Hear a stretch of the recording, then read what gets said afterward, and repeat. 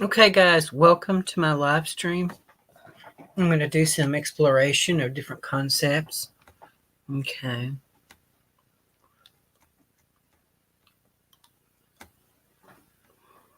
Okay. Let's see. Let me check my YouTube and make sure I'm live.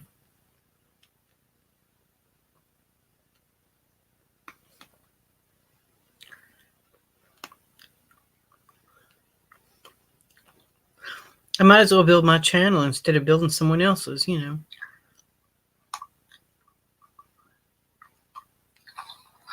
I might as well build my channel instead of building someone else's.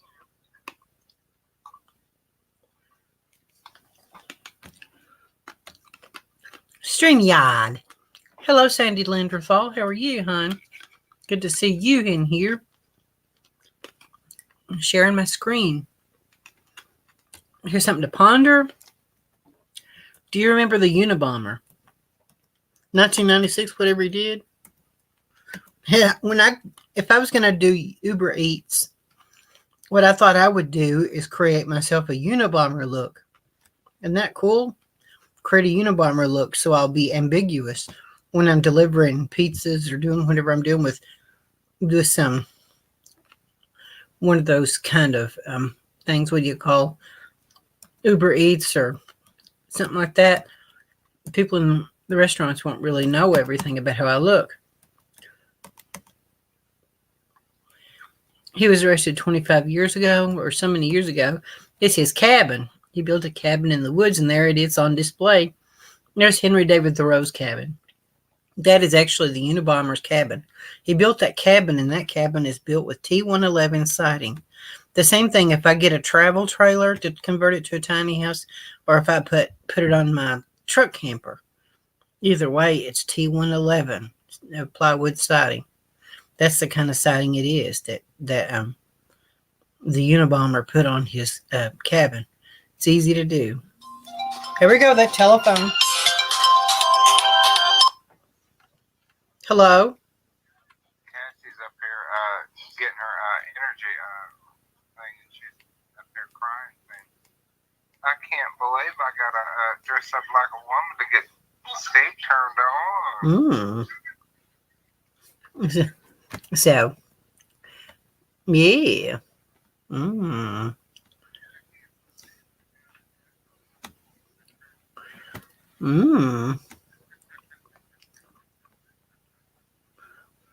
You're crazy funny. Hello, Jeffrey. How are you now? How are you doing? Thoreau's cabin is a reconstruction, unfortunately. That's true. Okay, I want to show you something, Jeffrey. So how has it been going, Wayne? What have you been doing? What have you been doing? That sounds good. I got some of these. Yeah. So you talked to Anthony or anything?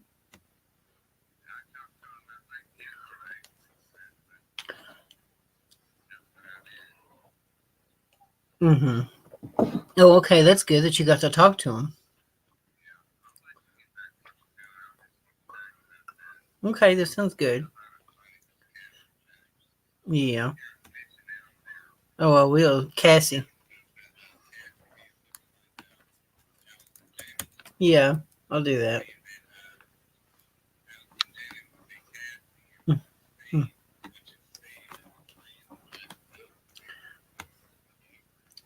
Oh, yeah.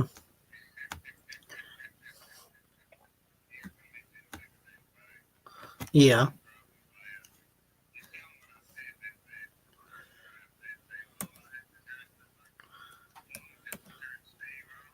Mm. Okay, I'll let you go. Bye. Ted Kaczynski, the Unabomber. Let's see, these little cabins. 2 cabins. What's this? James Benning talks about 2 cabins. Henry David Thoreau.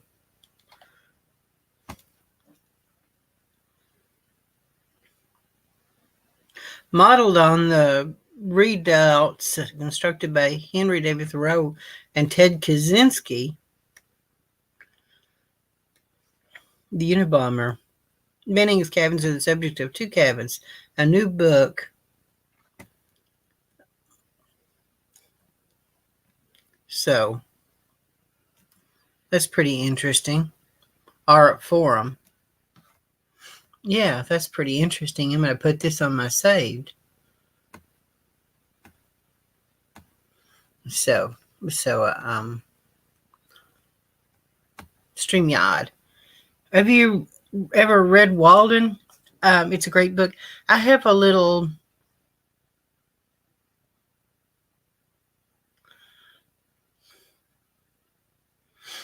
Joni didn't paint that.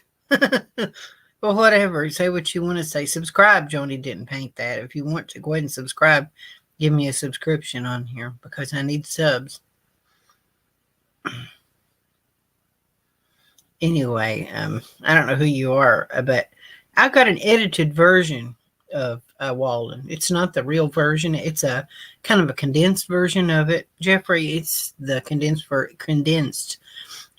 version of it. So the condensed version, I'm glad you sent to me what you sent me. It was the audio book of the full thing, the full book, and I'm going to listen to it. And I've got some of these things these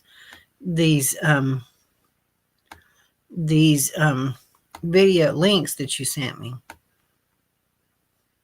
You see stoicism and negative thinking, all about stoicism. I put them on my watch later, my YouTube watch later and stuff like that. So I've got this stuff on here.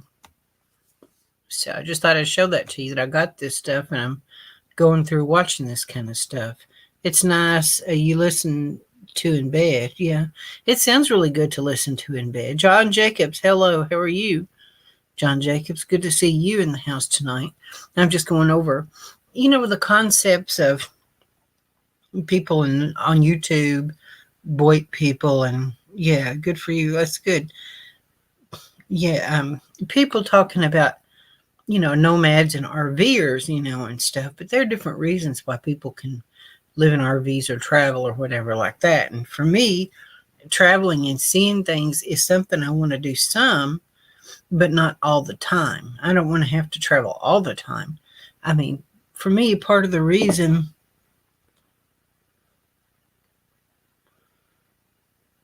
it's not that Joni didn't paint that. The point is, it ain't that good anyway. It ain't really all that good of an art.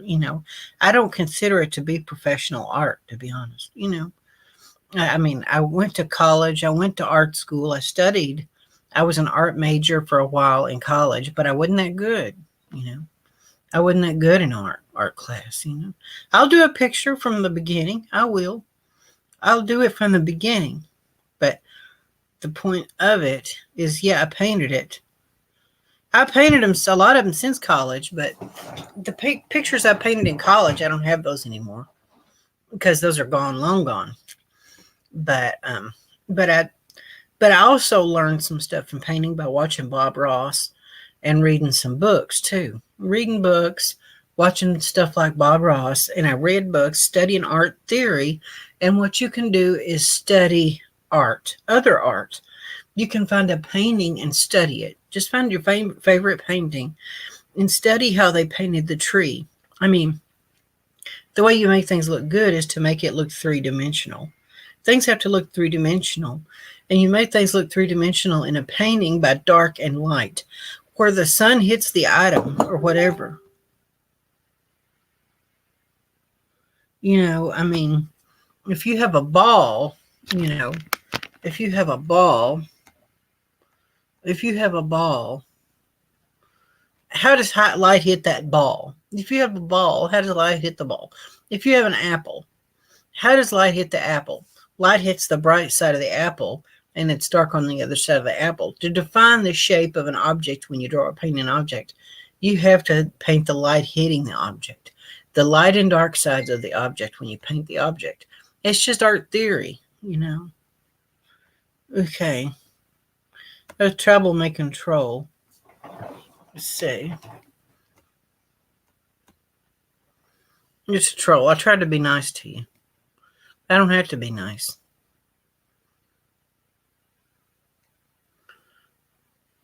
hide user on channel.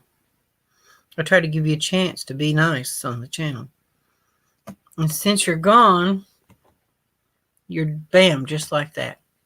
Bam, just like that. Bam, just like that. You know, I think of RVs, living in RVs as a way to travel.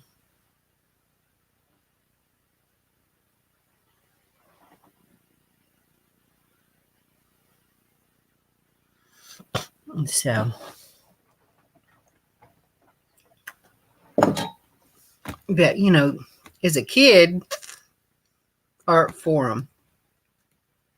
It's a nice cabin. I mean, it's just like being as a teenager in your room.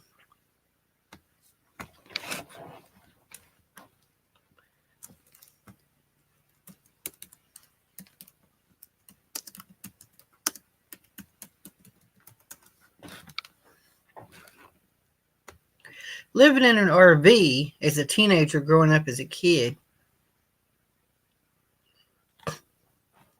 As a teenager growing up, you got your stuff in your room, you know? As a teenager growing up, you got your stuff in your room. I mean, you got everything you need in your room. You're 15 years old. You got everything you need. You know, you live in your room. I mean, what's it? 12 times 12 is 100. 12 times 12 is 144. I don't know, 120 square feet, 150 square feet. Even one bedroom is 150 square feet, you know. I'd say Tampa 12 bedroom is 120 square feet. A small bedroom is 120 square feet. Maybe 150 square feet max. You know, it's 120 square feet, 150 square feet. Let's say 140 square feet bedroom. You know, that's what you got. And the average small RV is 140 square feet too. An RV, like Just Incredible said, your RV is your room at home. That's what your RV is. Your room at home. That's what your RV is. Your room at home. And you have everything you need right inside that room. I mean, you got your bedroom in your room. You don't have a full living room suite in your bedroom as a teenager. You don't have a full bedroom suite. You usually don't hang out in the living room all the time. You've got a bed to sit on. You got a bed to do your homework on. You got a bed to lay on. You have your friends over. You sit on the floor. You listen to records, boombox. You listen to music. You know, you have your bicycle hanging up inside there. You have everything you need in your room as a teenager, in your room at home. That's what you've got, you know. That's your space. That's your man cave. That's where you live at, you know. That's where you live at. You have everything you need. If you have a mini fridge in there and a hot plate, porta potty, you got everything you need. Use a public bath, the house bathroom. But basically, teenagers, you know, your room is your space. You live in an RV, you take that motorhome, you turn it into your room. You know, that's your space. You know, that's your space. That's what that is. That's what it's about. It's your space. It's where you live at, you know? It's where your stuff is at. It's where you live. It's all your stuff inside there. You got all your stuff in that one room. If you decide to take up residence in a motel room, or take up residence in an RV or a motel room, that's your room. That's your space. That's where you live at. You know, a teenager lives in their room. That's all you really need is that one room. Because that's where you're going to be with your friends unless you go out somewhere. I mean, you know, you got your stuff inside your room. That's what you got inside your room. It's where you live. It's where you spend time. It's where you do stuff. You got all your posters on the wall. Maybe if you live in an RV, instead of trying to make it this perfect RV, this perfect showpiece of an RV motorhome, instead of trying to make it into this perfect showpiece to take to RV shows and car shows, In RVs, I hardly ever see people put their pictures up on the wall in their RV. It's very bland and generic, It's very bland and very generic in an RV. But your bedroom at home is a young person. That's why I'm thinking tiny houses more than RVs. You take a travel trailer, pull behind travel trailer, convert it to a tiny house. Even a shed, that on wheels. A shed on wheels. I mean, if you have a shed on wheels and you decide to take up residence in a shed, you can take that shed and make it like your bedroom at home. That's what you can do. Is do that to it. That room is really pretty. For decorating, it's really pretty, but it's a showpiece. It's not personalized. It's not lived in. That's a lived-in room. That is a real room, a lived-in bedroom, a space that you can go to. That's your place. You can go and have fortress of solitude. Fortress of solitude. That's what that is.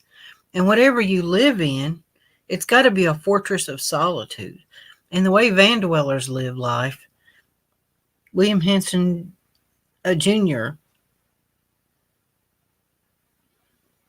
had a tiny bedroom but was happy. Yeah, exactly, John Jacobs. It may be tiny, but I wonder if Thoreau would have enjoyed an RV. He was getting a lot of help from the locals, though. He didn't have much money. No, maybe he didn't.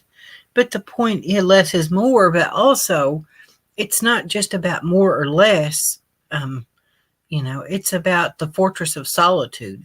It's your place to do what you want, to fully express hey, William Hanson Jr., good to see you. John Jacobs, 818, good to see all of you in the house. Thank you for coming. Art is great. Love to see your work. Yeah, I'll paint a picture from start to finish. I just was finishing up an old picture I hadn't worked on in a long time. I've got a blank canvas. I just want to kind of warm up. It's been years since I've painted pictures, It's been years since I've actually painted. And so that's what I need to do is be able to, because it's been years since I've done it. And it's not that good anyway. I mean, it's okay, but I don't consider myself some kind of a Van Gogh or somebody,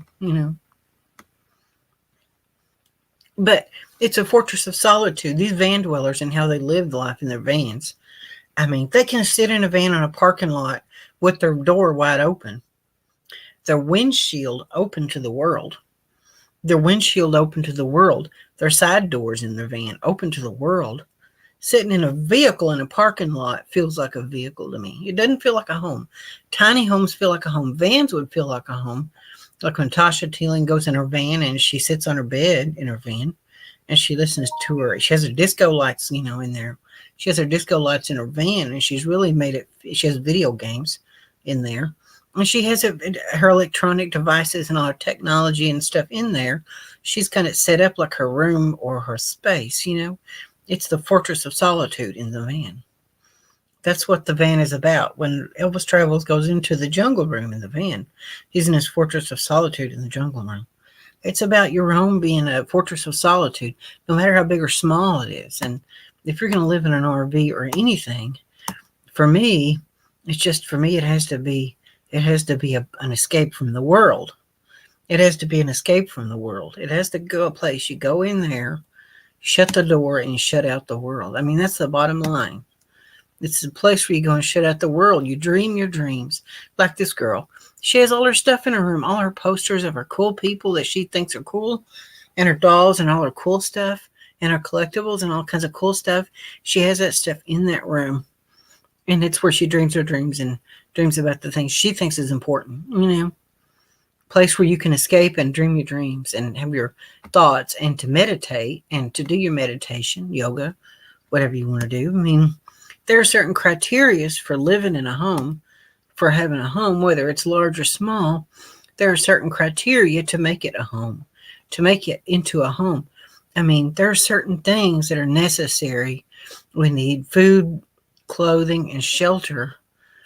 We need privacy, a certain degree of privacy and shelter.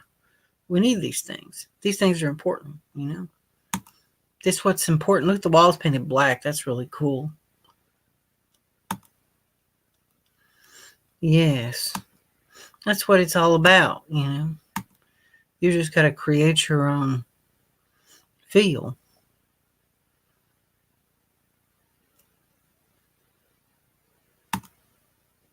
So you just got to have your needs met, you know. It's about having your needs met in life. You have a bed to sit on. You got a pretty room to sit in with all your pretty stuff in there. You got a record player. I guess people's brains just function differently. People's brains function differently, and there's no way that people's brains are going to be alike. That girl's got her room there. She's got everything. You know, dirty dancing.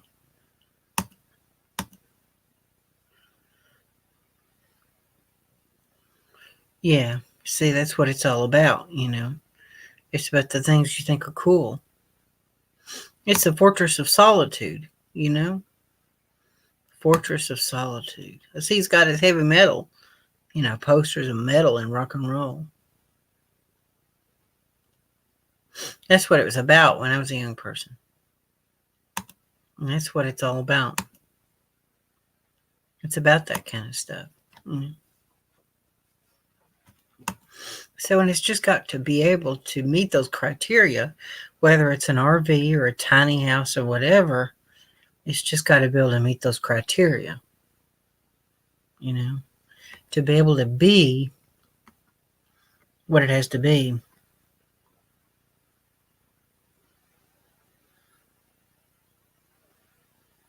Yeah, I guess they did. It's just our nature, primal nature, Jeffrey, like you said, you know. It's just our natural desire to decorate and to create our own space, you know.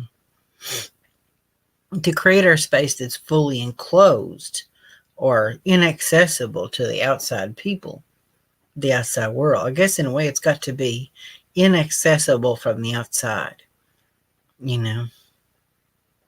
That's what I'm saying. The way some of these people live life, it's just not for me. It's not for me, you know, because it's not how I live my life. It's not how I live.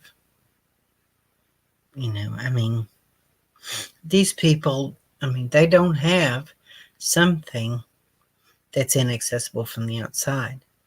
The people, they live outdoors most of the time. They have all their doors open, windows down, windows open in their vehicles they live in. And, you know, they're very open people. They're very outgoing people. They don't have the need for a fortress of solitude. They don't have the need to create a shelter. They don't have the need to create a shelter to withdraw into, like some kind of a snail shell, you know, or a turtle shell or snail shell to withdraw completely into. They don't have something to withdraw completely into. They don't have the need. They don't have the desire or need to withdraw completely into something. They live sitting in their van with their feet hanging out the door, you know. People walk by, they talk to strangers. You know, I mean, I talk to strangers, but I want to talk to people when I want to talk to people. I don't want to have to talk to them. I don't want people to walk by and look at me laying in my bed. You know, I'm sorry, I just can't go with that. It's not for me. It's not how I live my life. I've got my stereo in my room. I've got my stereo. And I was thinking about Bergs. For a while, he was talking about getting an RV and Milton John. You know, Lady Milton John. They were talking about getting RVs, and when Bergs' parents dies, maybe he'll get an RV or something. And I think he's the same way. He lives in his bubble. He does his own thing, and I just feel like that's what he's going to want, is something that's going to feel like a place to go in his whatever he has to live in, shut the door and be in it, you know. You got to be able to go in on Sunday afternoon, go in your home, shut your door, make some supper, you know, lay down and watch a movie, you know. That's part of life in a home. Not be hyper vigilant all the time, looking out the door all the time. That's why people have their windows open all the time and doors open in their vehicles, so they can be constantly looking for police to to roust them out. And if I had to live like that, I would live like that if I had to. But that's not, I can't live like that, really. I mean, I have to be able to do it temporarily from place to place. But, you know, I mean, the way I live, I have a room, I have a TV, I have a stereo, I have records to listen to. I like to go and look for records. I like to get records. You know, in an RV, in a camper, in a tiny home, you don't have room for a lot of records. Maybe you would collect CDs instead of records because they're easier to take care of. But I got to have some physical media to collect. I mean, I have to have something to collect and have. I have to have physical stuff to touch. I have to have stuff to hold. I have to have stuff to touch and hold and mess with. I have to be able to collect my posters on the wall. I have to be able to collect my CDs and add them to my collection of CDs. That's just what I have to do. Because that's what people do, you know. They don't listen to music on a Spotify playlist. They have records. That's what people do. They buy records. You pay $10. You get a record with a big picture on the back and liner notes and lyrics enclosed. You have it. You can add it to your collection. And you have it. You know, it's beautiful. It's not a pretty room. That's what people want. You know, it's personalized with their own stuff. That room is very nice, but it's a generic room. That room looks like something somebody really lives in. I think I had a Ozzy Osbourne poster like that. You see what I'm saying? That girl has her room fixed that way. It's just that girl has all her stuff. You see, you have your records and you have your TV. You live your life. You see what I'm talking about? You see how normal people live? They go in their homes. That's a man cave or a woman cave. You go in there, you talk on your phone, you watch a movie. You have security from the outside world, prying eyes of the outside world, invading you. Do you see what I'm saying? It's just how normal people live life. It's just how normal people live life. It's how normal people live life. That's the normal existence. That's how normal people live. Now, I mean, there's nothing wrong with living differently. I'm just saying that's what's normal for me to do. I'm not insulting anybody else's way, van life and everything. I'm just saying what it has to be for me to be happy.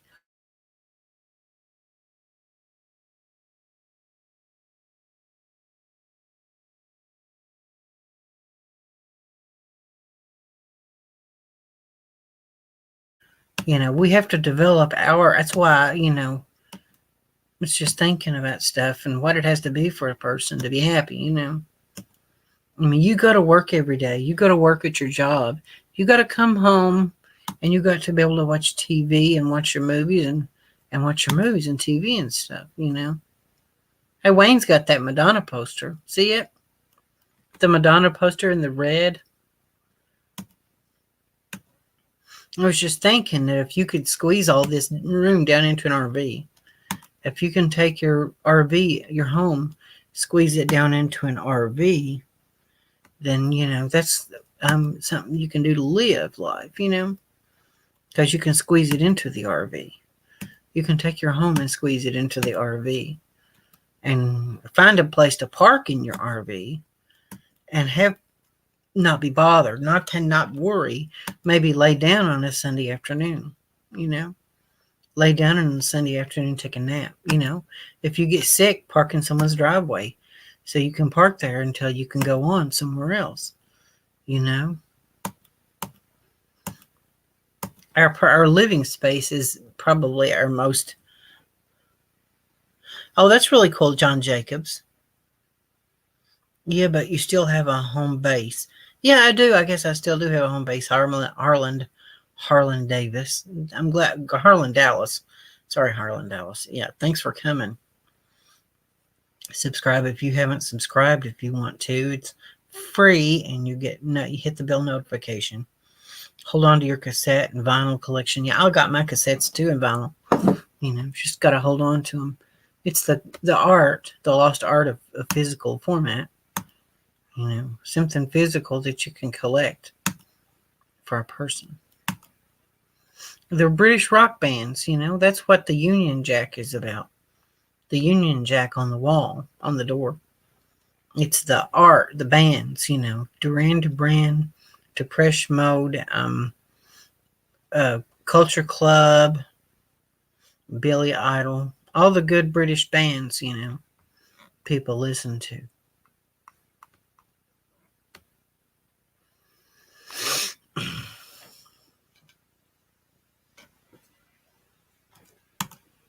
Yeah, that black painted walls, painted black, is actually really cool looking. That is cool. You got your video games. You got your Atari video game play.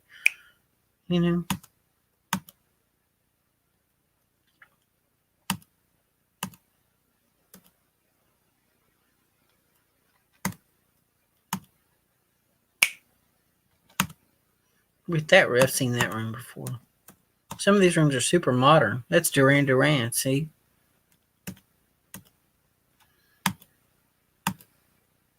This is how people live. Whether you have a home base or not, having a place to park, a secure place to park sometimes, to where you're not going to be bothered, a lot, to where you can actually lay and watch a movie. I just think that's a necessity, a primal necessity, to be able to watch a movie. To be able to watch a movie. A boombox with cassettes. This is how normal people live life. My only question is, how do you expect from Bergs and Milton to go out and be a nomad? Is how do you expect for Bergs and Milton to go out and be nomads? Oh, thank you, Harlan Davis. Thank you for your thumbs up. I appreciate it. Yay. Okay. The main thing is, if they're going to be nomads, for Bergs and Milton John to go out and be nomads, the first thing for them is to fulfill their basic needs. They've got to fulfill their basic needs in an RV. For everyone else, it might be for those people an RV or a travel trailer or even a tiny house. There's a place in Tennessee called Incredible Tiny Homes, and they've come up with a new tiny home. It's 16 feet long, and it's a tiny house, and it weighs less than 5,000 pounds. You can pull it with a lot of vehicles, and it's 20 grand. 20 grand for a tiny house is a good deal. That's cheaper than some travel trailers. And these tiny houses don't have a 12-volt system for boondocking. They don't have a 12-volt system. They have a power box like a house has in it. And they're coming up. They have their own tiny house campground in Tennessee in Incredible Tiny Homes. And it's like a campground where you park your tiny house. And these tiny houses are like park models, but they're built to be lived in. And and they have some tiny homes that are small. And if it means being on the grid and finding a campground to park your tiny house or your travel trailer or RV, put it in one place and live in it. But they have to meet their basic needs, I guess. They have to meet their basic needs. If you have someone that has a farm or land, I guess the problem is having a place to put the thing. I watch Randy too, but they don't build to any code. Oh, Randy, are you talking about Randy from Incredible Tiny Homes? They don't build to any code. Oh, I thought they do some dangerous stuff. Okay, I understand. Yeah, that's not good, I guess, Jeffrey. Yeah, Incredible Tiny Homes. There's still quite a few other tiny houses, people. I've been looking it up, and there's NOAA, National Association of Alternative Housing. There's NOAA standards, and you can have your RV inspected, and you can build your tiny house to the NOAA standards. And there's something called ANSI, an American National Safety Institute. You don't have to build it by the RVIA. Yeah, read the reviews. There's a girl who did a video that she bought a home from Incredible Tiny Homes, and she built it, and she had mold on the walls and everything, and it was freezing cold in there, and she couldn't keep it warm, and it was mold on the wall, developing on the walls. That they do some bad stuff, not very good. They just, I think they're out to, I guess, make money and rip people off.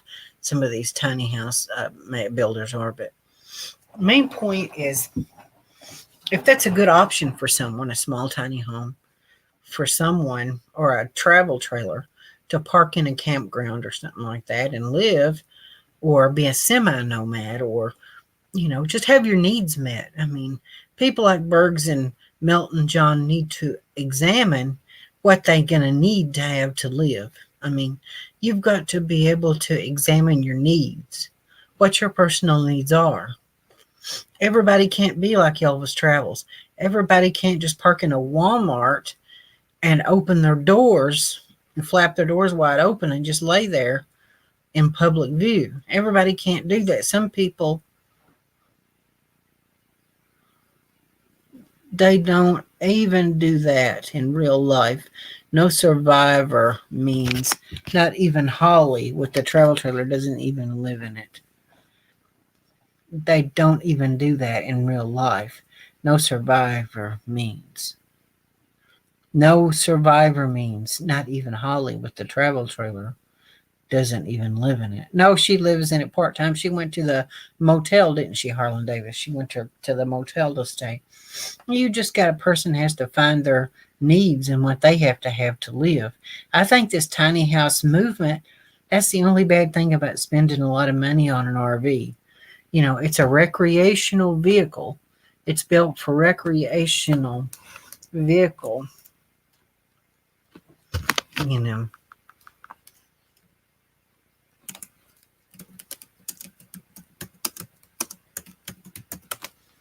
Okay. Now, there's different sizes of tiny houses. Now, you have these really elaborate tiny houses. They're going to weigh a lot. That thing has 3 axles on it. See it? But I'm thinking of something basic. You have something like this with a flat roof, a roof that's completely flat. You don't have a lot of angles on the roof. This is going to be really, really lightweight. It's got a double axle trailer. It's got tongue and groove siding.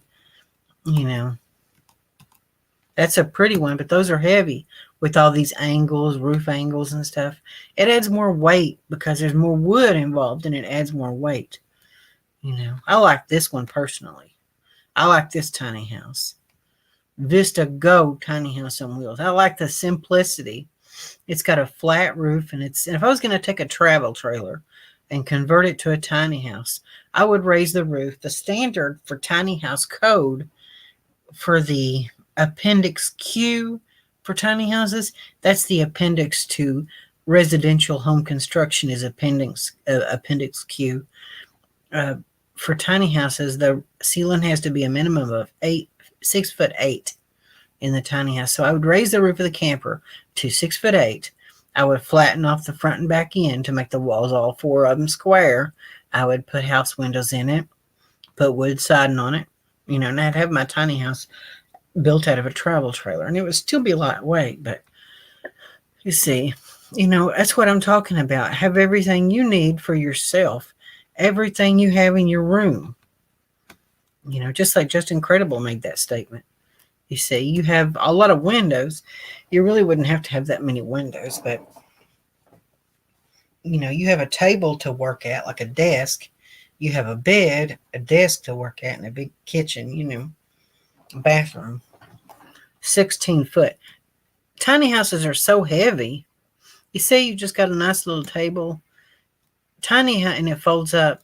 You have your bathroom back there. But, and you're pulling it with a Toyota pickup. You know what I'm saying? That is practical. That is a practical solution for a tiny home, to be able to live as a nomad and move around with it. You see, you're pulling it with a Toyota. You see, that's the only problem with a slide-in truck camper like I've got. You've got to have a full-size, not only a full-size truck, you've got to have a 3/4 ton pickup to haul that camper of mine. You've got to have a 3/4 ton. That camper of mine weighs over 2,000 pounds is what it weighs. It weighs 2,250 pounds. That's how much that thing weighs. It's a lot of weight to have on the back of a truck. You can get you a Toyota truck and pull your tiny house. I mean, just a small tiny house, or, something like that. I would, if I had the money, I would buy a tiny house. Maybe if I'm, spending work enough at a job, I'm looking for a job. And if I can just stick with it and work long enough, maybe I'll buy a real tiny house. But you see, you've got everything you need. You see, he starts at $38,000, but you can get them cheaper. My dog is daydreaming.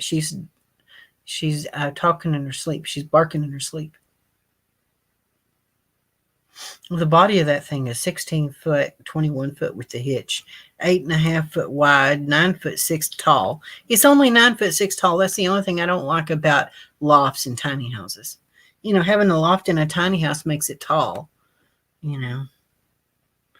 Yes, I agree with you, Harlan Dallas. Those tiny houses don't have toilets and are a shell. You have to insulate them. Well, some of these tiny houses that do come insulated, maybe so, but if you can find one that is insulated, that has a bathroom. This one starts at $38,000, so and it's got a bathroom and it's insulated. So I think that's a better option, really, because a recreational vehicle is recreational vehicle. I wouldn't want to get one of these really big tiny houses, because some of these tiny houses are getting so big that they're just not mobile anymore. It's becoming like a mobile home. Oh man, look at this one. This is a website I like. It's called the Flying Tortoise, blogspot.com. That's a nice tiny house.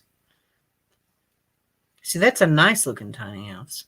I like that, actually. I actually like it. I wish they would show the inside of it. But that's the whole point. You can convert a travel trailer, but if you want to get a brand new tiny house, if you want to get yourself a brand new tiny house, it's portable, small enough to be parked in a parking place. That's big. Some of these are just too large because you want something portable that you can travel with. And some of these are 13 foot tall. You get something that's 13.5 foot tall. A lot of bridges are too low for that. A lot of bridges are just too low for that. Let's look at this one. But that's just an option. You may have to get a travel trailer and build it out, as a tiny house and modify it. You could do that. But darn. Advertisement. See, with these kind of advertisements, they won't even let you escape the advertisement. They won't even let you escape it.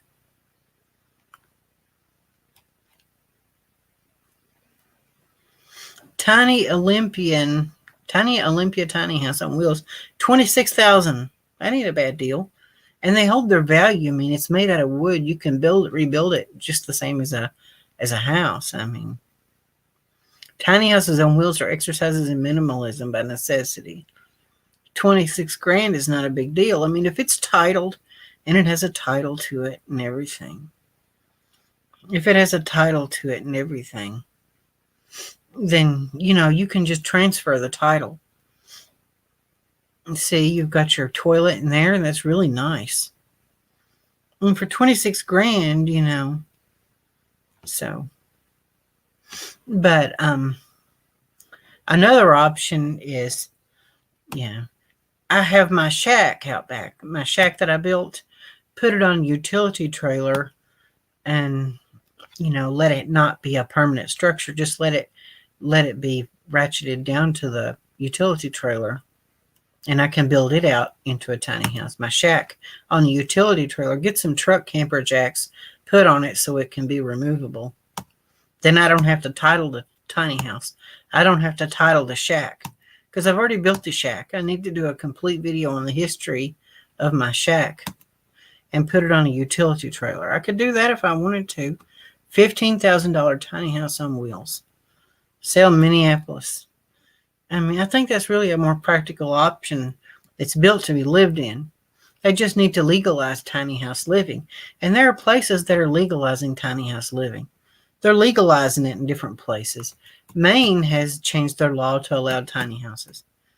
The big problem with the truck camper is you have a big truck.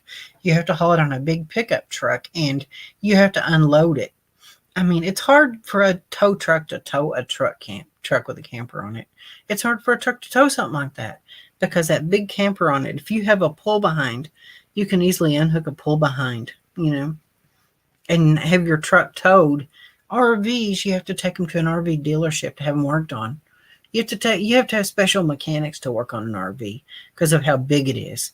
If you just have a regular SUV to tow your tiny house or your pull behind camper, it's so much easier. because you can detach it easily. And going over the El Cajon Pass like Elvis travels, he said that I would have serious problems running the truck camper over a serious mountain pass with high winds because it could blow the truck camper right all over, But this is really nice. And for the money, this tiny house is really nice for the money. It's really nice for the money.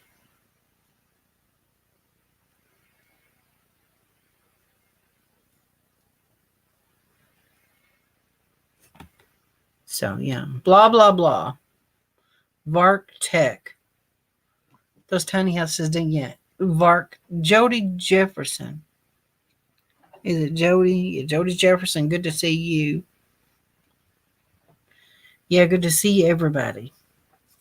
And so, yeah, just some of my ideas, some of my concepts, but whether it's an RV or a travel trailer or whatever it is, you just got to, it's about the idea of living without having to pay a mortgage or without living cheap and having money in the bank. It's an economy thing. Living economically and having ownership. Owning something outrightly to live in. I mean, you can own a mobile home outrightly if you pay off a mobile home. That's a freedom style home. That's like what those guys are building those in Tennessee. What was that? Randy guy? It's the freedom style tiny house.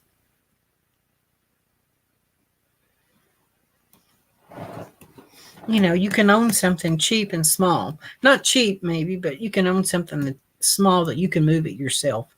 That's basically the point of moving it your own self. 8x16 tiny house. Rustic off-grid cabin. Yeah, I like the rustic off-grid cabin feel. I like that stuff. That's a good thing. This is what that Randy is building, this freedom-style tiny homes. Butcher block countertops in your freedom-style tiny house. That is nice looking. I like that a lot, honestly.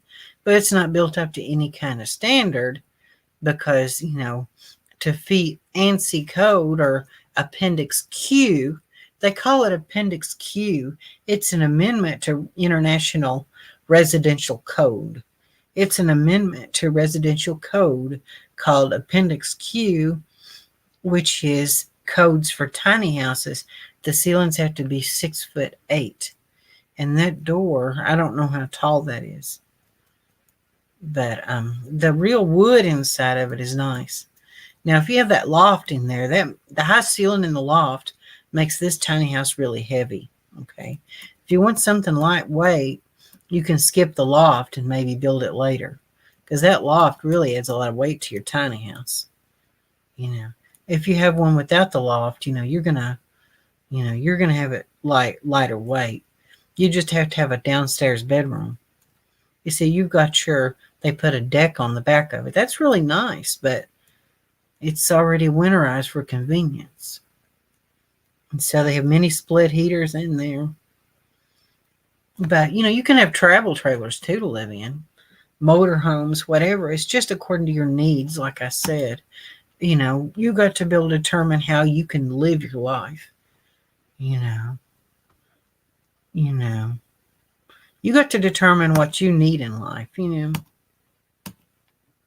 Oh, man, I like that. I seriously like that. I seriously like that one. The flat roof, the box look to it.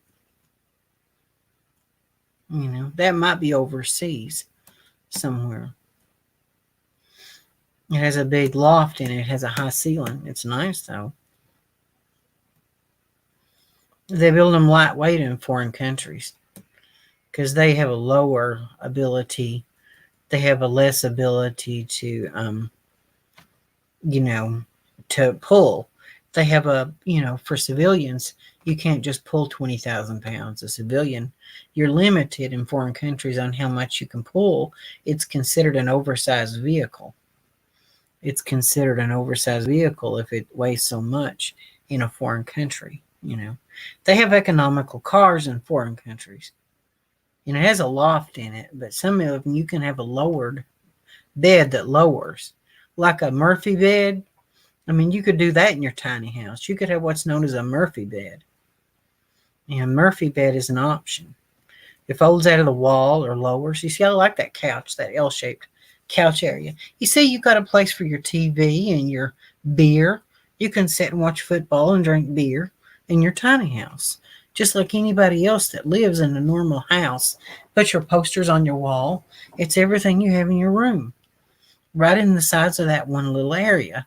And you can take a travel trailer or camper, modify it into a tiny house. You can modify a camper into a living space.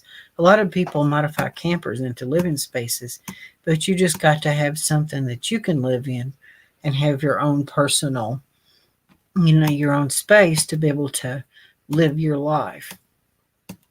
Now, I like my truck camper, but it's so small, I don't have a lot of room to do anything much, If when a tiny house or a travel trailer, you can fold up your bed, have open space to walk around, you can walk around in open space, you've got open space to walk around. It's just whatever you live in, an apartment, a motel room, whatever a person decides to live in, you just got to be able to find out what you need. Now, this is a nice tiny house. Now, I like this one. It's more expensive, but I love the architecture. I love the architecture of it. It's called the Verve. Okay. This tiny house is RVIA and NADA listed. It's RVIA constructed.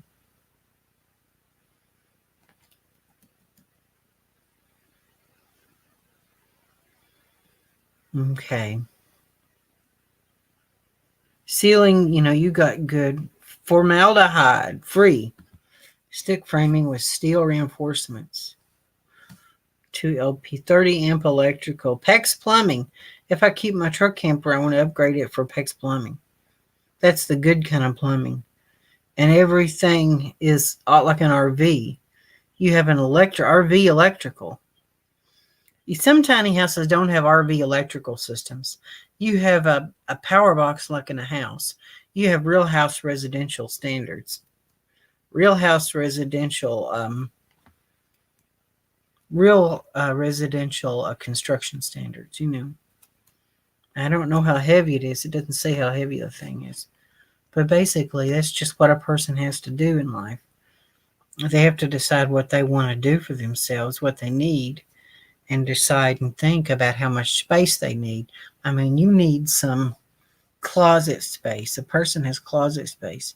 You have something big enough or small enough, you have a place to put your stuff. You got to have a place to put your stuff.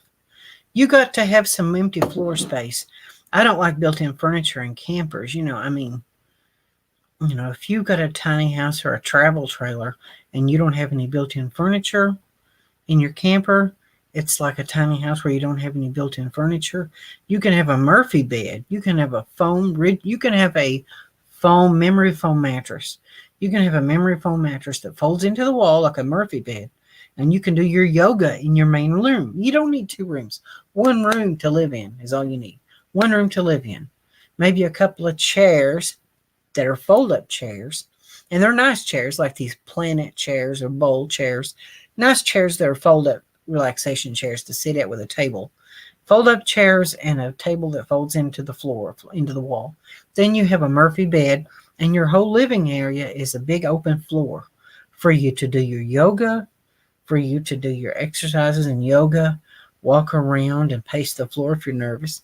You can do things. You can do that to it. It's just got to be custom built. You got to custom build it the way you want it to be. So I'm just rambling on. Just thinking that a person, people live differently and people have different. Here's one. See, it's got a flat roof. If you want one with a flat roof, you can take it and have one with a flat roof on it. In a way, I prefer a flat roof on a. I don't like a loft in a tiny house because I got dogs. You see, I've got dogs, and if I live with dogs in a tiny house, they can't climb into that loft. These dogs can't climb up there. That's 6 feet off the ground. How are they going to get in the loft? I'd just have one bed to sleep in and sit on, just like a normal space, just a bed to sit on and live on, a bed and a couch, and let the dogs get in the bed with me. That's what I'd rather do. The dogs have to be able to climb in and out of the bed. So I mean, lofts are good, but you don't have to have it.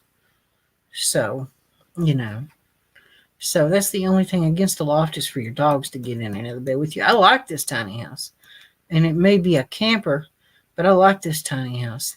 See, people take travel trailers and convert them into tiny houses, you know.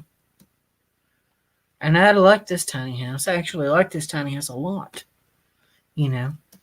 This is what I'm saying. You just take your travel trailer and modify it into a tiny house, or you can, you can build it. You can make your camper look like a tiny house. I mean, either way. $12,000 tiny house on wheels. That's a nice one. I like this one. You just have to have a title to it, so you can transfer it, so you can run it on the road. You see, I like that tiny house. I'm thinking this is more practical to have a travel trailer convert it to a tiny house. That's what I'm talking about. It's a nice one. It's a nice tiny house. Shit, you got your wood-burning stove in there. Look at it. See? You got a wood-burning stove in there. You got your wood-burning stove in there. In Buffalo, New York, or somewhere where it's cold outside, look, you got your bed. It's all one room. You got your bed. You got a place for all your canned food and all your jars and cans of spices and everything. See, all your spices and jars of stuff on the wall. You got room for everything. See, you got a ceiling fan. I mean, you got a TV. Look, you got a place for everything. You got a place for your utilities and everything. You got a shower, a little bathroom. I mean, you got everything you need in there. With a flat roof on it, you can drive under the underpasses or low-hanging bridges or anything like that. So that's a great thing, and it's $12,000. I mean, Buffalo, New York. I mean, I would buy it if I had the money. I would buy that tiny house if I had the money. I would do it. It's a good deal. That's what I'm talking about. It's better for a person who has dogs and stuff because you want your dogs to be able to get in the bed with you. And if you have a loft, it's good in a tiny house, but a loft hurts your dogs from getting in the loft, especially if we got big dogs. If my mom wanted to travel with me in the tiny house or the travel trailer, she could sleep in the bed with the dogs, and I could sleep in the other bed with my dog, and we could travel together. But if you have a loft up above you, if you have one of these low-hanging bridges that's 11'6" or 12-foot high bridge, and you can't go underneath of this bridge because it's 12 foot high. Your RV, your tiny house with a loft in it is 13 and a half feet. That's the legal limit for road heights in in most places. 13 and a half feet is your road height.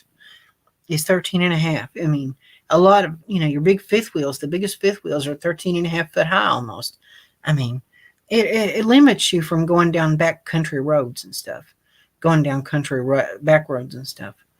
I'm telling you, a travel trailer or a travel trailer modified to be into a tiny house, it's a great thing. There are a select few travel trailers that are built with the possibility of being lived in.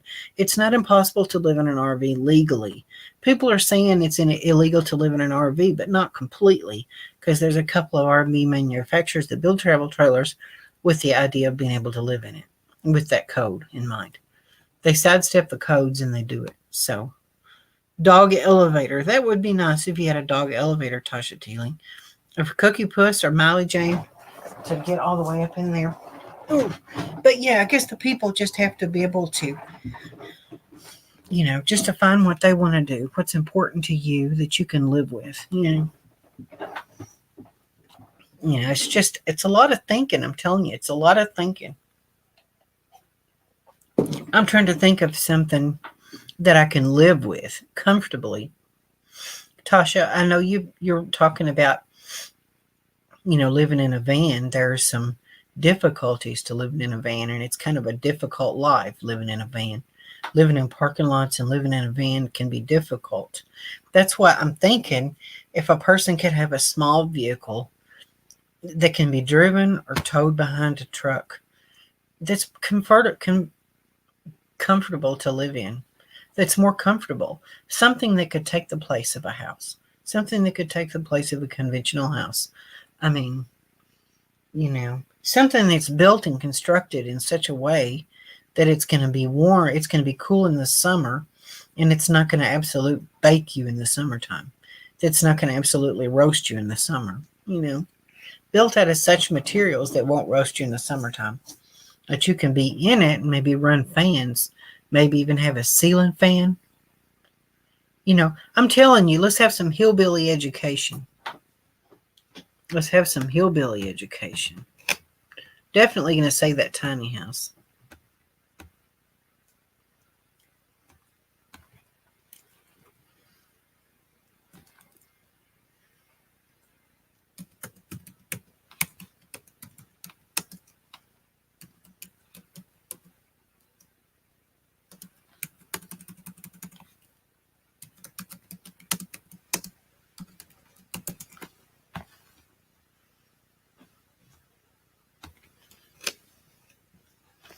It's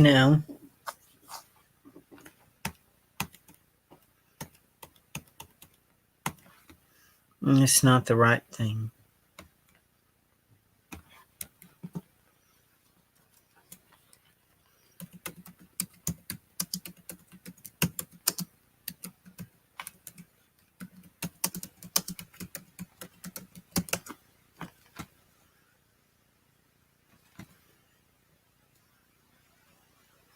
But some people can get by with sidestepping the law, and living in their RVs full time, and put it on a piece of land.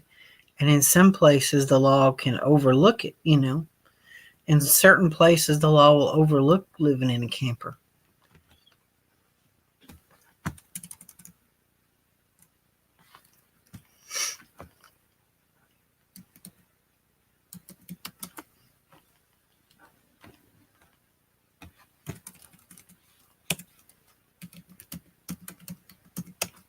I mean, even though you may not supposed to do it, living in a travel trailer, an RV on a piece of land permanently, certain counties in certain states and certain counties, they're going to allow you to get by with it, even though you may not supposed to do it. You see, that's a pretty cool thing. You can take a travel trailer and live in it. See, dwell.com, that's another good website. Dwell.com. It's a modern homestead with a vintage trailer, California's high desert. There's places, even though legally you're not supposed to live in an RV, but there are places where you can get by with it, where the laws in the county, they're not going to say as much to you because of the fact that, you got a deck there. See, you got everything you need. You just convert it, to live in it.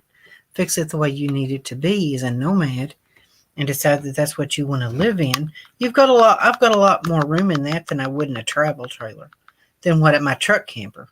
Because the only problem is my truck camper is just so small. It's the only, darn, man. Darn. I'm like that Lookner guy. See, my computer is starting to mess up on me. So that's really a nice scene. That's a nice camper, too. That's a nice one. I like that one. Well, that's a nice camper. I actually do like it. California's high desert. It's really pretty. A nice place to be. But you have a lot more room inside something like that than you would in a truck camper. My truck camper is nice, but it's just so small, Just too small, really, for really think about just being in it all the time. Go live in the slab, see if you can handle the flies. Oh, that sounds pretty cool.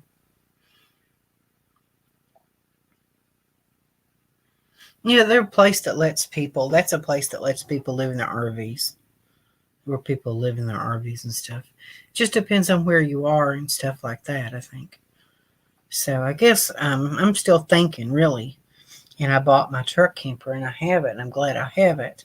And it gives me space. My mom and me, we need our space.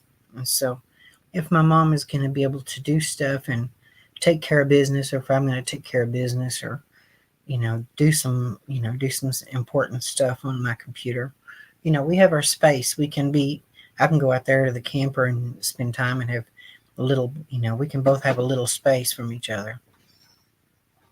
So, thinking about, but the only thing is you have limited storage. You don't have as much storage. Of course, being able to, the point of a truck, camper, or a van is being able to sleep in parking lots and boondock everywhere. But Tasha, you were saying that that boondocking on the streets and parking lots is kind of a difficult thing, and that people wouldn't want to do that forever. A person wouldn't want to do that forever.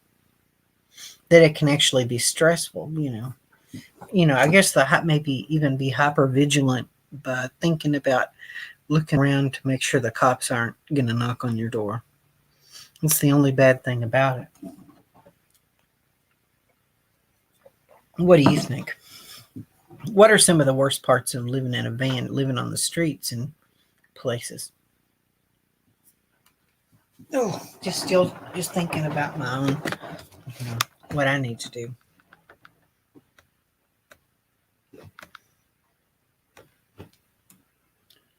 Anyway, Homestead Modern #1.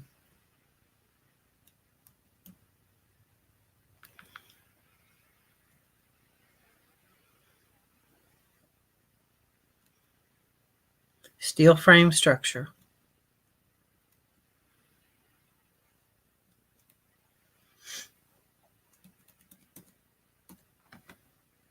Ten photos in the Mojave Desert. It's a nice homestead. That's really cool.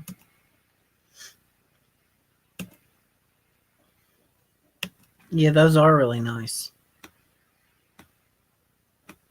I think I've got a mind like a whirlwind, honestly. It's hard for me to decide anything and stick to anything, honestly. It's hard for me to be able to decide anything and stick to anything. It's hard for me to stick to anything. It's hard for me to make a decision and to stick with it. It sucks. It's no way to live. So it sucks and it's no way to live. Living in a van, boondocking in parking lots, sleeping, it's no way to live. It sucks. It's not a good way to live your life. Living in a van. And even Gerald, I saw him one time not too long ago.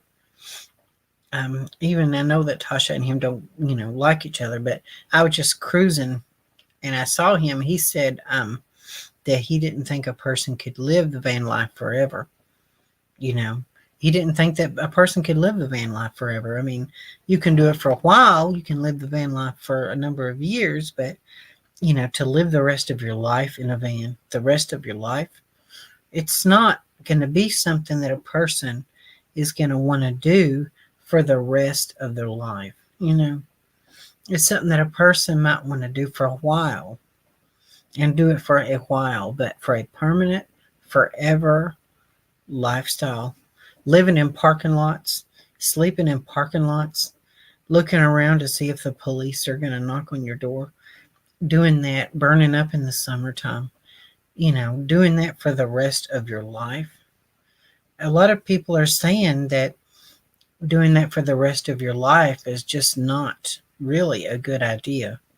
I mean, if somebody wants to do it, they can try to do it for the rest of their life, but, you have to have a place to be able to hang your hat. You have to have a place to be able to unwind from the stresses of, finding a place to park on the streets. I've seen people boondocking, living the van life, boondocking in the city. They would drive around for a half an hour to find a place to park. They would get to their parking place at 10 o'clock at night, get up at 6 o'clock in the morning and move their space. I mean, they would constantly be moving. Yeah, they would constantly. I plan to travel for a few years, see areas I like, but I plan to build a rainy house. What's a rainy house? What's a rainy house? Or you mean a tiny house? Did your automatic typing correction mess you? Oh, a tiny house. Okay, a tiny house. Yeah, and probably install hookups for visitors and friends. Oh, that's really cool, Jeffrey. Thank you for your membership too, by the way.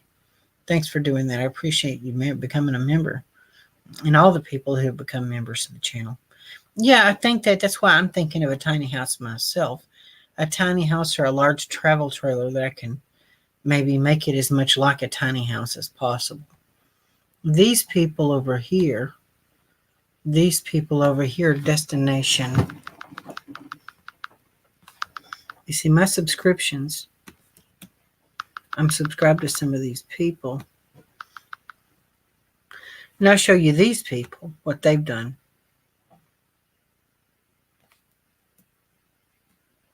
Chris Bliss is a good guy. Timothy Ward, I like him. He talks about the freedom, the aspect of freedom, and, you know. Don't hate me, guys, for some of these people I'm subscribed to, okay? I'm subscribed to some of these people, so don't hate me for it. But this guy, Timothy Ward, he's a good guy to watch. You know, it's all about freedom and being free and stuff like that, you know. My computer's starting to mess up on me. RelaxChecks.com, Van City Van Life. Michigan Lady, Jordan Blue. You know, I'm not always familiar and up with who these people don't like each other on YouTube, and these people, I can't always keep up with the people that don't like each other. I can't always keep up with all of them. These people renovated a 1972 Holiday Rambler travel trailer, and they redid the inside of it. They made it really nice inside. It's a, I think Molasses Murphy is a nice person. But I can't keep up with all these people that don't like each other. I just can't do it. Atlantic to Pacific, they were working on a travel trailer. You know, Nomadic Ramblers, here we go. These are the guys I'm talking about now. Now, these people got a, these are older people. They've got a travel trailer, a Holiday Rambler travel trailer, and they did a really good job redoing the inside of their Holiday Rambler travel trailer. And it looks really good, too. It's vintage. But it's big, too, and they got plenty of room. It's maybe 24 feet. They've got, I mean, they can live a little bit more comfortable living in that travel trailer than they could live in maybe in a smaller space. So to live more permanently in it. So that's who these people are, and I've been kind of watching them, what they've been doing and what they've been into, kind of going over them and looking at their channel and stuff. They have a washing machine. That's the whole point of their travel trailer, their big travel trailer, their vintage travel trailer. I've got my truck camper on Facebook Marketplace right now. I'm going to try to... Living vehicle. Jeffrey, I saw that. Living vehicle. I think that guy broke into my van.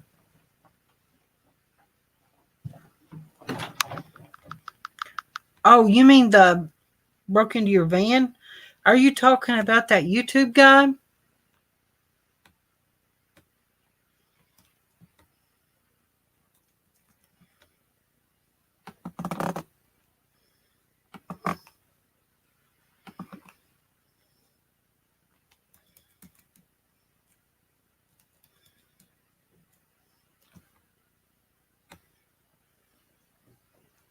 This guy, Timothy Ward? He said here he's spreading a little love. I guess, oh no, I hope that didn't happen. Oh no, that sucks, Tasha. I'm sorry. You know, you see these people on YouTube, you really don't know who you're really dealing with. I'm sorry that happened, you know, Tasha Tilly. It sucks. I know it sucks. People doing some screwed up stuff. Jeffrey, yeah, I've seen the living vehicle trailer. That's a nice one. That living vehicle trailer is a nice one. I've seen that. It's expensive, but it's a nice home to live in. Yeah, we'll look at that right now. Yeah, travel trailer homestead.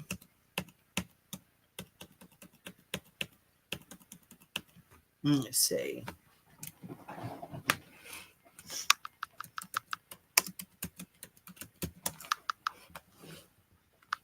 The living vehicle is a travel trailer built with the possibility of being lived in. That's what the living vehicle looks like. It's very high end, and it's all aluminum and metal and stuff like that. So, yeah, that's a really nice vehicle. You know, I guess we have to broaden our horizons, you know. Broaden our horizons for what we have to do for ourselves, you know. Yeah, the other side of it. Yeah, that's why, you know, whether getting on disability or working at a job or whatever else we do, we can find a way to get money up together. You know, just to get the RV or vehicle, you know, house or whatever to live in that we need to live in for ourselves, you know, just to make ourselves happy, to be able to be happy. Oh, excuse me. It's an RV, but it's high end. So, yeah. So there. And you've got that option with your bed in the bedroom. You can actually have a desk in there. See, they've got their washing machine. That's what I was going to say about these people, these nomadic ramblers. They have a washing machine in their trailer.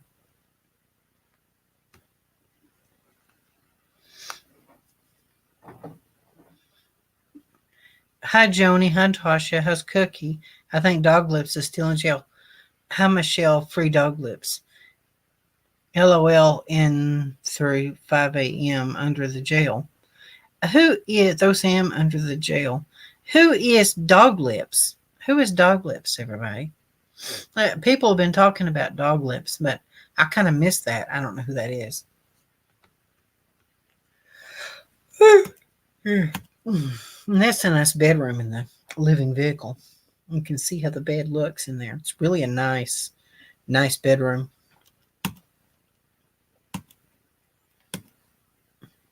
You see how nice it is? It's really a nice space.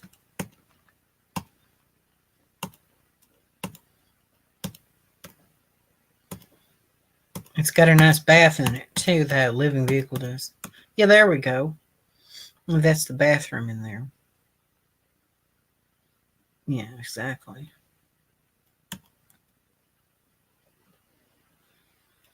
Off-grid mobile home.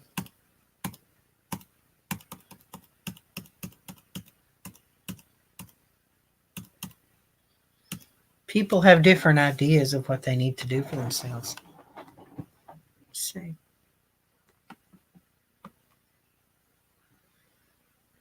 Yeah.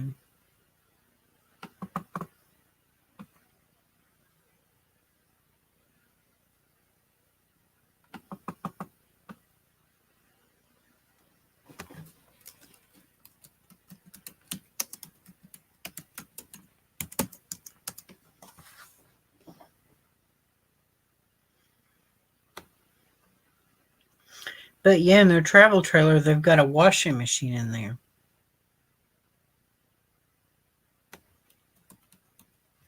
Hey, look, they're selling stuff. They actually have stuff in there they're selling on their YouTube channel.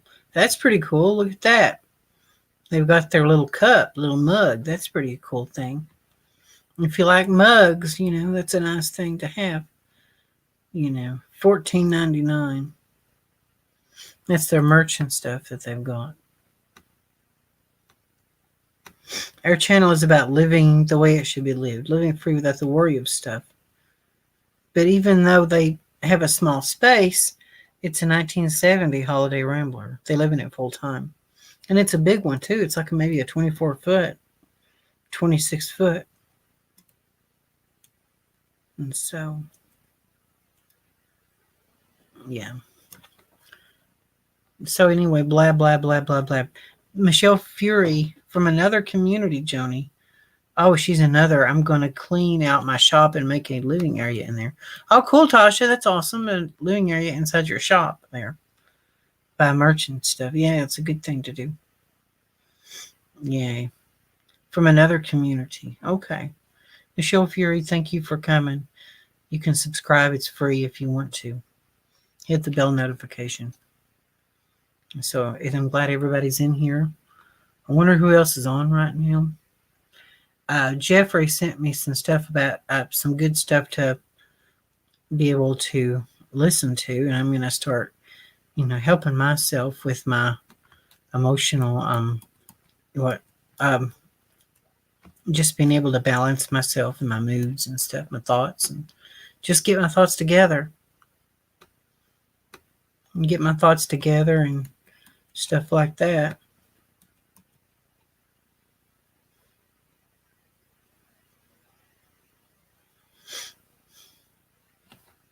So anyway. Yeah, Moab is a place that everybody goes to. Everybody goes to Moab, Utah. Not just four-wheel drive people that have four-wheel drive Jeeps and stuff, but everybody goes to Moab, Utah to be able to, to do stuff. It's a great campground, beautiful place. Moab is beautiful. Now, I'm sure it's not a real, crazy, bustling, busy place. Quartzsite would be a good place to visit. Moab would be a nice place to visit. I think Moab would be a nice place to visit. It looks really pretty out there in the desert with all those, out there with all of those rocks and just, being able to see as far as you can see. It would be a nice place to go to. So I think Moab would be a good destination. I'm at a rest stop, not sure where to go. $5 a gallon? That's expensive, I know. That's pretty high. So, yeah, I'm just kicking around ideas and thoughts. I'm going through my clothes and my dressers, I'm going to put my stuff in my camper. Start getting my stuff packed in there. To be able to see exactly how much, I've got clothes, when you actually get an RV or a small space, to get into a small space, you think about actually get into the stage of putting your clothes in the cabinets, putting your clothes in the closets and really getting packed in there and getting food and packing it full of food and stocking it full of food, spending time in a small space, doing what you ordinarily do, doing what you always do, being able to move around in that tiny space,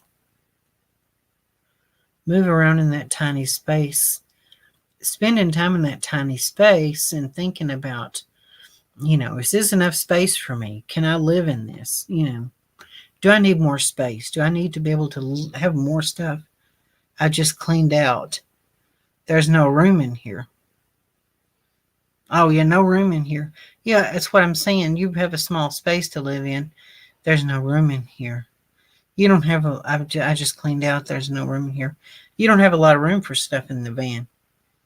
But I think you did a good job with your build, though. Building out the interior. It feels homey in there. It's just, I guess, the temperatures and the temperatures in a metal vehicle, in the summertime and, just all the issues with police and stuff like that.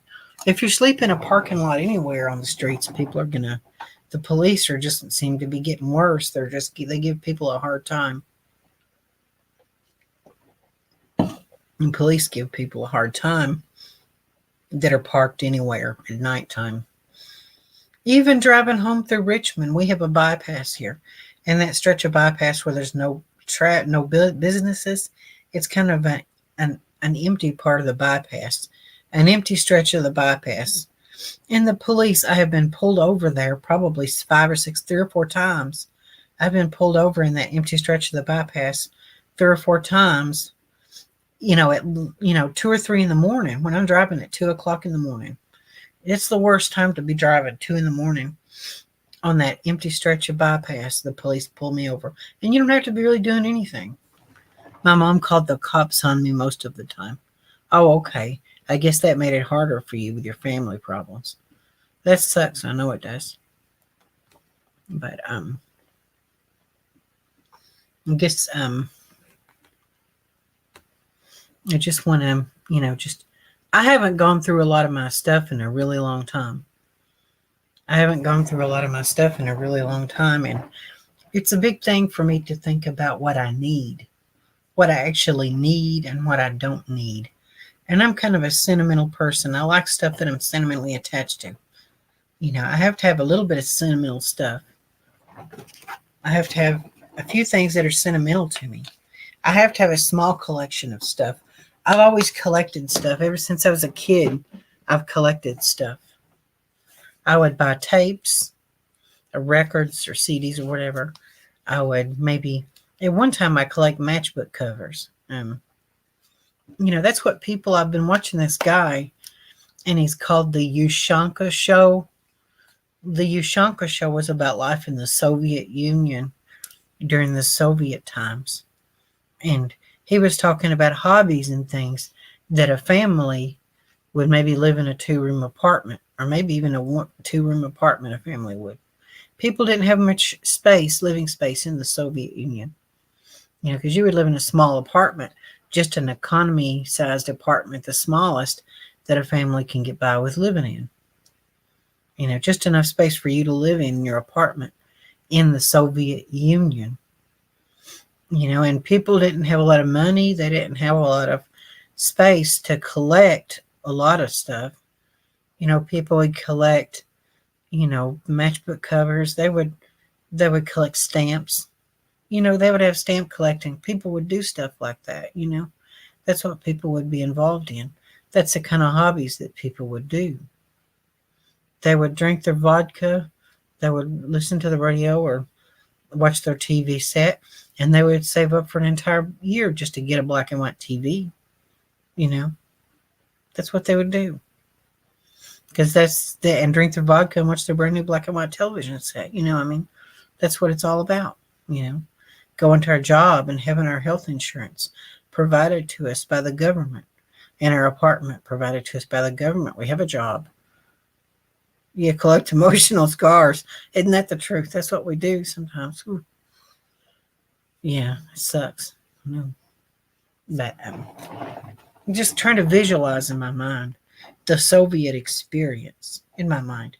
Has anybody else ever thought that growing up during the Cold War, growing up during the Cold War, or even now, trying to envision the Soviet experience? Just try to envision. You're living in a high-rise apartment. It's a 2-room apartment for a family of 4. The parents sleep in one room, the kids sleep in the other room. The kids each have a boombox. And it's they have a boombox, and it's not really a fancy boombox. We don't have a big stereo and everything. Both of them have a boombox of modest style. We record music off the radio. Usually the music we record off the radio is polka music and classical. I bet the Soviet Union was more free than this place. It probably was. And they even got to have a vacation. Can you believe that? I've been watching that Ushanka show. I've been watching him. I'm going to show it to you. Here's the Ushanka show.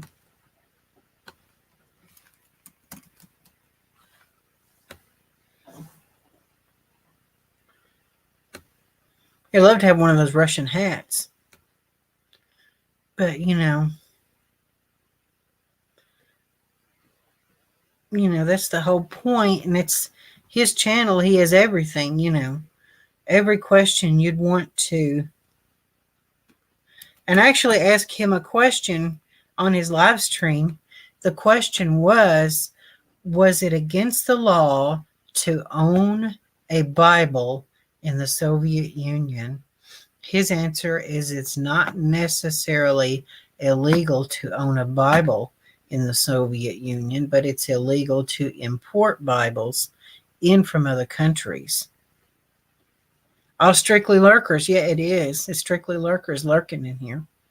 People are just watching, aren't they? They're not even trying to talk or anything. They're just kind of ghosting me, aren't they? But that's the whole point. You have health insurance. You got what you need. You got what you have to have. You got your shot glass. You got some vodka to drink. You ate your steaks and cabbage for supper. Because they had 10 cans. We had the money. We got 10 cans of canned cabbage at the store. Because that's all they had on the shelves is cabbage. And they had big rolls of generic ground beef that we can make into hamburger steaks. So we did that stuff with the cabbage. That's what we're eating here. Cabbage and hamburger steak. So that's what we're having. With a piece of bread, maybe. That's what we're having. And then we have our vodka. We're going to sit and watch our new black and white TV and drink our vodka. That's what we're going to do. Maybe sit and play cards. Maybe we got some cards and we play cards. We do stuff like that. I'm trying to envision the Soviet experience. You're doing that. The kids are collecting stamps. That's what they do. They go to school. Hey, Ivan, look at my stamp collection.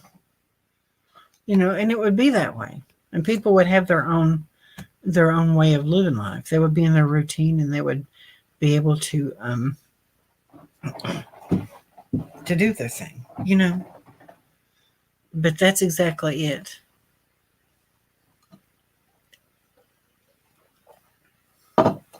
But anyway, it's been an hour and a half.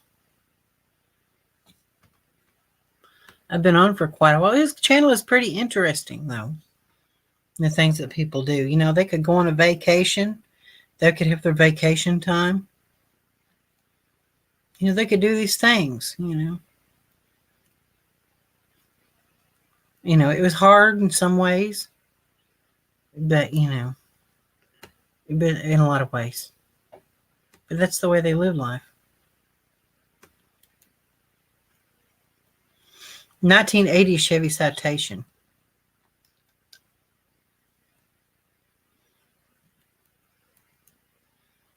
But anyway, yes. Let's see. Yeah, YouTube is boring now. I think I'm going to get off here, Tasha Teeling, and everyone else that's watching me. It's been an hour and a half. I'm going to get off here and do something, find something to do. Thanks for watching with me and being with me on here. And I guess I will catch you guys on the flip side. Like, share, subscribe, join the revolution. And I will catch you all where the sun doesn't shine.